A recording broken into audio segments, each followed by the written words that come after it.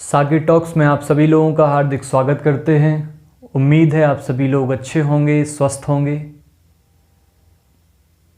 आप लोगों ने एक बात का ख्याल किया है, हम लोग जब स्कूल में पढ़ते थे वहाँ कई सारे बच्चे ऐसे थे जो हमेशा फर्स्ट आया करते थे। आप फिर चाहे कोई टेस्ट ले लीजिए, कोई भी मंथली, क्वार्टरली, ईयरली जो भी पेपर्स होते थे हम लोग स्कूल में, उन सभी पेपर्स में वो बच्चा प्रथम आया करता था। हर कार में प्रथम आता था। और कुछ लड़के ऐसे थे जो आप चाहे टेस्ट ले लीजिए, चाहे पेपर, कुछ भी, उनका काम था फेल होना, वो सबसे पीछे रहते थे वो। तो हम लोगों को लगता था, हमारे वहाँ के शिक्षकों को लगता था कि ये बच्चा अपने जीवन में बहुत ऊंचा जाएगा, इसका भविष्य बहुत उज्जवल होने वाला है। लेकिन आपने ख्याल किया है, जो बच्चे हर समय प्रथम स्थान पाने वाले, हर चीज़ में प्रथम आने वाले, जो विद्यालय की परीक्षाओं में प्रथम स्थान प्राप्त करते थे, फर्स्ट डिवीज़न 95%, 90%, 95% लाने वाला बच्चा जब स्कूल से निकलता है तो पता नहीं जीवन की परीक्षा में वो कहाँ खो जाता है। स्कूल में हमें लगता था कि वो हमारा जो मित्र है, जो फर्स्ट आ रहा है, वो कुछ ना कुछ अच्छा करेगा। लेकिन जब हम 8-10 साल बाद पता करते हैं तो उन लोगों का पता नहीं होता कि वो जीवन की इस दौड़ में या जीवन की इस परीक्षा में कहाँ खो जाते हैं। और जो बच्चे हमेशा फेल हुआ करते थे, कभी फर्स्ट लिस्ट में तो आए नहीं, वो आज जीवन की परीक्षा में कमाल कर रहे हैं। जिनके कभी नंबर्स तो आए नहीं, जिनसे शिक्षकों की कोई आशा ही नहीं थी कि ये बच्चा कुछ करेगा भी, क्योंकि हमेशा फेल होता था, हमेशा गणित के सवाल सॉल्व नहीं कर पाता था, अंग्रेजी की किताब नहीं पढ़ पाता था। जब भी कोई भी टेस्ट हो, परीक्षाएं हों, तो उसमें 2, 4, 8 नंबर आते थे, या फेल हो जाया करता था, किसी में सप्लीमेंट्री आ गई, तो किसी को उनसे उम्मीद नहीं थी। लेकिन आज जब वो स्कूल से बाहर निकलते हैं तो वो जीवन की परीक्षा में कमाल कर रहे हैं। और जो हमें जिनसे लग रहा था कि ये कुछ करेंगे, वो पता नहीं जीवन की परीक्षा में कहाँ खो जाते हैं, जीवन की इस दौड़ में मालूम ही नहीं चलता उनके बारे में। तो मैं आप लोगों से पूछना चाहता हूँ कि ऐसा क्यों होता है, क्या कारण है इसका। जब वो फर्स्ट आ रहा था, प्रथम आ रहा था, 90% लाया, 95% लाया, तो फिर तो उसे भविष्य में आगे स्कूल से निकल रहा है तो उसका जीवन और उज्जवल होना चाहिए था। और जो बच्चा फेल हो रहा था, जो कभी नंबर्स नहीं ला पाया, 90% तो उसने सपने में नहीं देखी थी, वो बच्चा आज कमाल कर रहा है। तो जहाँ तक मेरी समझ है, मैं ज़्यादा तो नहीं कहूँगा, जो कुछ भी मैंने 24 वर्षों में, 23 वर्षों में जो कुछ जाना, उस अनुभव से मैं आप लोगों से अपना अनुभव साझा करना चाहता हूँ कि ये सब कुछ ऐसा हमें क्यों देखने को मिल रहा है। क्योंकि जो बच्चा वहीं स्कूल में 95% ला रहा था, फर्स्ट डिवीज़न आ रहा था, ये सब क्या कर रहे थे, हम लोग रट रहे थे। एक नंबर सिस्टम जो चलता है हमारे स्कूल में, जैसे कि फर्स्ट आना है हमें, मॉनिटर बनना है हमें, पहली फर्स्ट डिवीज़न वाली सीट हासिल करना है हमें, 50-60 बच्चों में प्रथम आना है।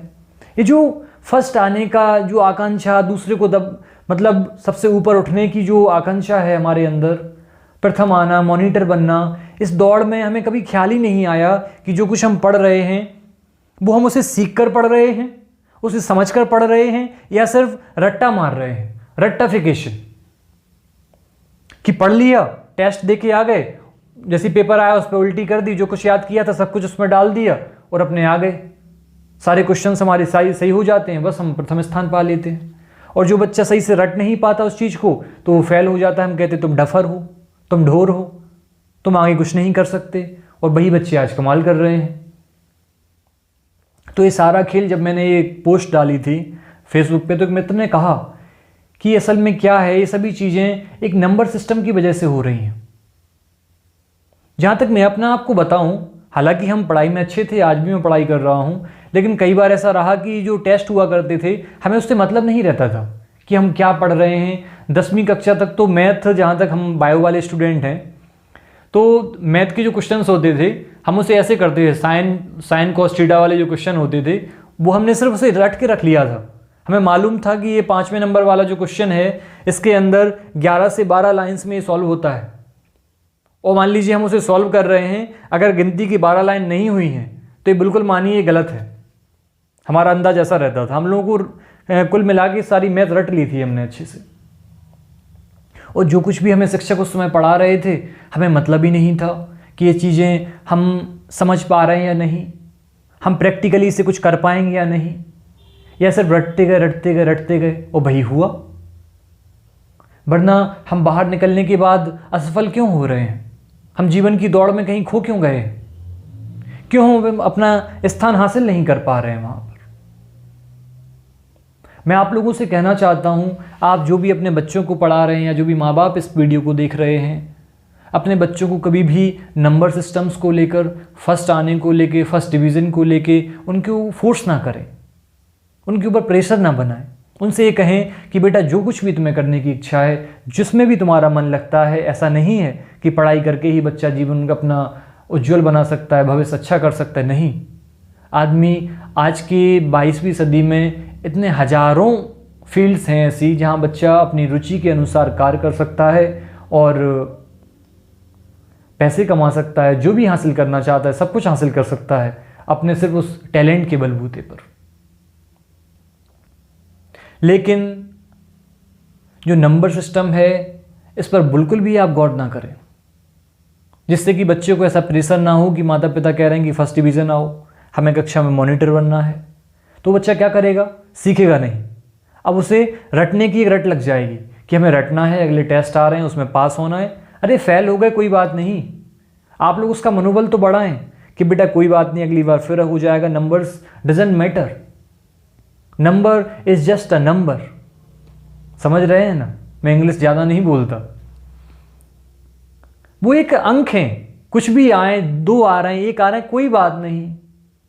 अब मान लीजिए अभी रिसेंटली मैं आप लोगों को बताऊं 10-12 के अभी एग्जाम्स हुए हैं, तो कई बच्चे ऐसे होंगे जिनकी 95% आई होगी, कई बच्चे ऐसे होंगे जो फेल हो गए होंगे, किसी बच्चों को सप्लीमेंट्री आई होगी।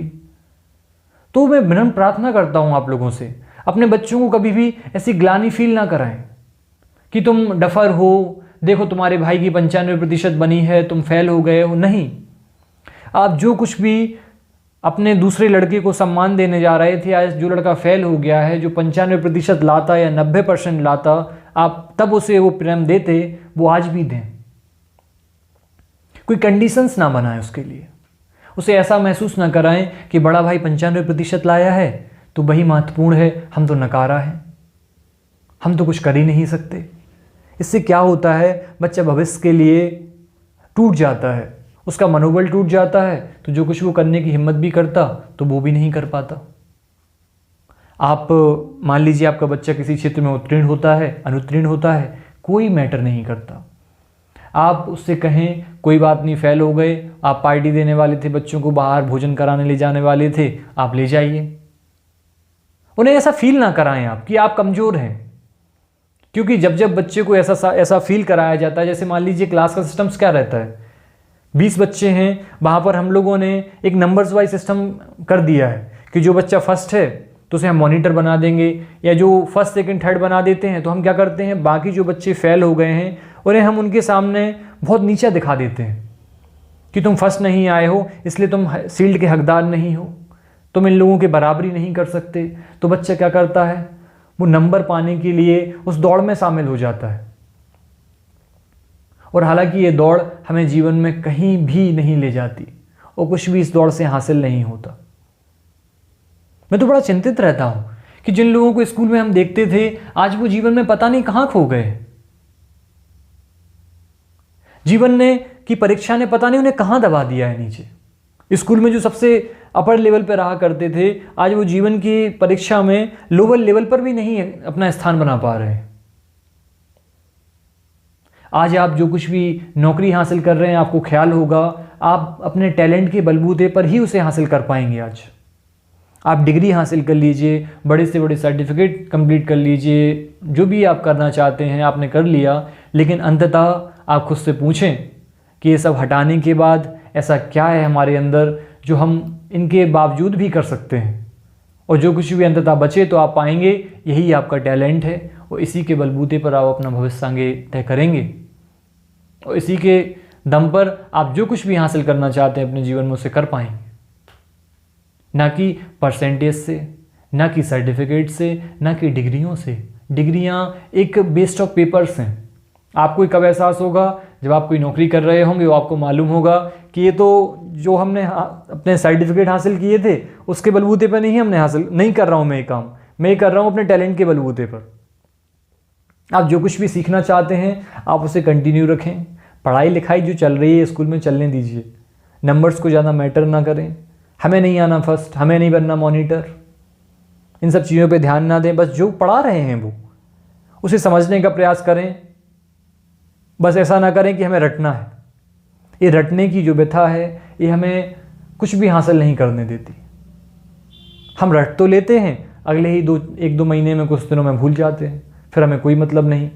मार्कशीट मिल गई फर्स्ट डिवीज़न की 95% की, और जब हम 10-12 के बाद बाहर निकलते हैं तो हम कुछ सीख ही नहीं पाते, पढ़ ही नहीं पाते। और जब 12 के बाद हम निकलते हैं तो हमें एहसास होता है कि असली पढ़ाई या असली जीवन अब शुरू हुआ है।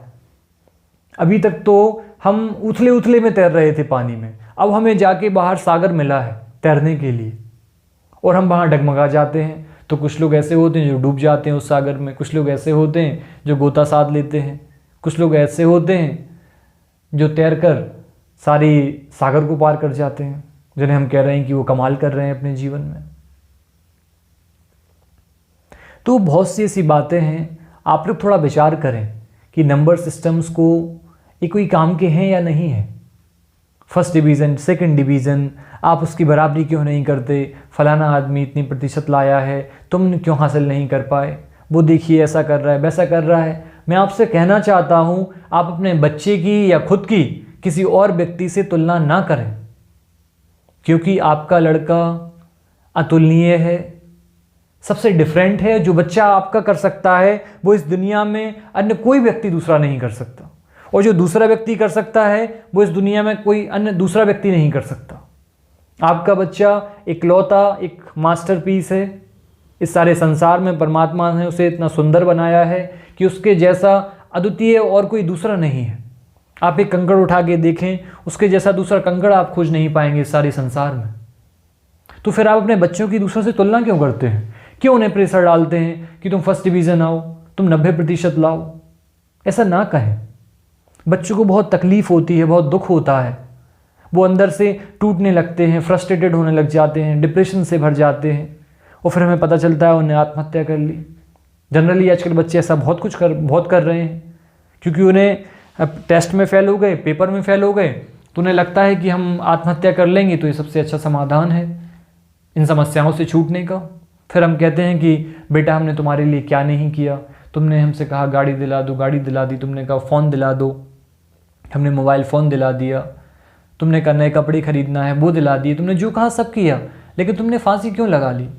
लेकिन आप उसकी जो मूल बात थी वो नहीं समझ पाए, आप उसे प्रेशर कर रहे थे। आपका बच्चा रट के या 10-12 में जितनी भी परसेंटेज उसकी बनती है प्रसन्न रहें, कोई दिक्कत नहीं। जब वो 12 के बाद बाहर निकलेगा, उसे जो कुछ करना होगा वो कर तो लेगा अपनी इच्छा से। आप उसे प्रेशर ना दें, बस यही कहना चाहता हूँ। नंबर्स, परसेंटेज जीवन में आगे कोई काम नहीं आती हैं। मान लीजिए मैं एक जनरली आपको एक उदाहरण आपको दूंगा। जैसे मैं हूँ टाइपिंग सीख रहा था कुछ टाइम पहले। अब मान लीजिए मैं टाइपिंग के बलबूते पर कोई कार्य करता हूँ, तो क्या 10 मैंने करी, 12 मैंने करी, BSc करी, तो क्या ये सब वहाँ मुझे लगाने पड़े क्या? नहीं। मैं काम किसके बलबूते पे कर रहा हूँ? मैंने एक टैलेंट सीखा। मैं हिंदी इंग्लिश की टाइपिंग बहुत बेहतरीन तरीके से कर सकता हूँ, बहुत स्पीड से कर सकता हूँ, तो एक टैलेंट हुआ ना।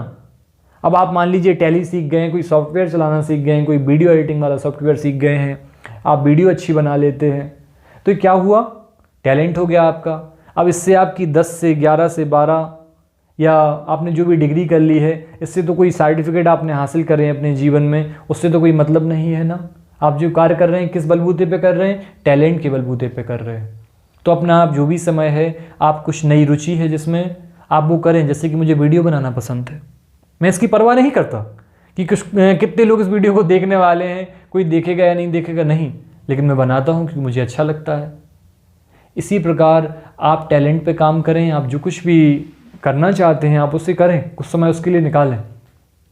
नंबर्स पे इतना ध्यान ना दें, और जो भी बच्चों के आपके जैसे परिणाम आए हों 10-11 में या भविष्य में जैसे भी आएंगे, आप उन्हें प्रसन्न रहें और जो उनके उत्तीर्ण होने पर जो कुछ भी आप उनके लिए करते, अनुत्तीर्ण होने तक भी उनके लिए करें आप, जिससे उन्हें एहसास ना हो कि हम कमज़ोर हैं, हम तुच्छ हैं, हम कुछ नहीं कर सकते। उन्हें ऐसा कभी भी महसूस ना होने दें आप। ये आपका बहुत बड़ी जिम्मेदारी है, इसका आपको ख्याल रखना है और इस जिम्मेदारी का निर्वहन करना है। उम्मीद है आप लोग समझेंगे